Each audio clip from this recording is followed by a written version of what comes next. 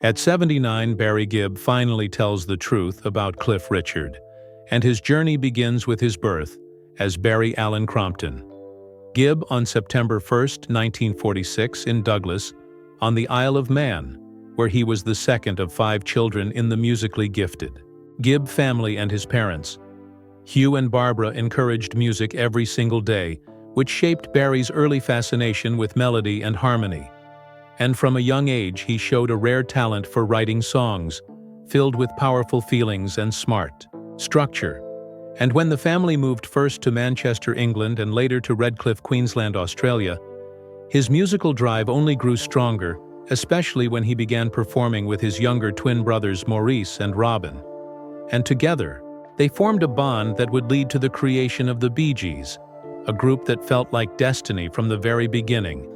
And in the late 1950s, they took the stage in small Australian venues, building their trademark harmonies that the world would soon fall in love with. And in the mid-1960s, their lives changed when DJ Bill Gates and producer Robert Stigwood brought them to England.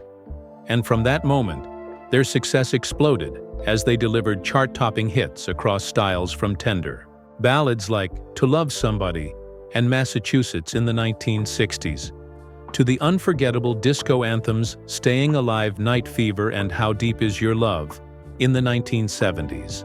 And Barry, as the eldest brother, became the guiding force with his iconic falsetto and timeless songwriting that helped define the entire disco era, especially with the Saturday Night Fever soundtrack, which became one of the best-selling albums ever, and earned Grammy Awards and worldwide fame, turning the Bee Gees into true cultural icons. And while Barry thrived in the group, he also became a master songwriter and producer for legends like Barbra Streisand with Guilty, Diana Ross with Chain Reaction, and Kenny Rogers, and Dolly Parton with Islands in the Stream, proving he could adapt to any musical trend and still keep his emotional style alive. But his story is also filled with heartbreak, as he endured the loss of his younger brother Andy in 1988, then Maurice in 2003, and Robin in 2012. And each loss shattered his heart, because his brothers were not only family, but also his lifelong creative partners. Yet Barry continued making music in their honor, releasing deeply emotional work, like his 2016 album, In the Now, and always feeling that his brothers are still with him every time he steps on stage. And today his legacy stands among the greatest, with 16 #1 hits in the United States, and honors like being inducted into the Rock and Roll Hall of Fame and the Songwriters Hall of Fame, and even being knighted by Queen Elizabeth II in 2018 for both music and charity, showing how much he has given to the world. And his personal life has also shaped him, beginning with his first marriage to Maureen Bates, which ended as fame took over but taught him valuable lessons before he met Linda Gray, the former Miss Edinburgh, who became his soulmate and his rock since their marriage in 1970.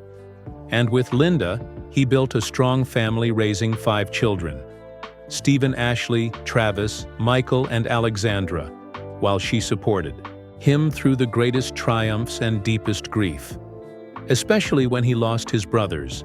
And Barry has often said that Linda saved him because her love kept him grounded and away from the darker temptations of fame. And after decades of fame and friendship, Barry has now opened up about his real feelings toward British pop legend Cliff Richard, a man whose career ran parallel to his own, and whom he quietly admired for more than half a century. And Barry reveals that Cliff was one of the first stars to show him that a person can be famous and still remain decent and humble.